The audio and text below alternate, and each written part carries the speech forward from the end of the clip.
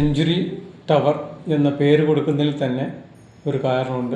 Century furnishing എന്ന സ്ഥാപനത്തിലൂടെയാണ് ഞാൻ ഇതുവരെ എത്തി നിൽക്കുന്നത്. അതുകൊണ്ടാണ് സെഞ്ച്വറി ടവർ എന്ന പേര് കൊടുത്തത്.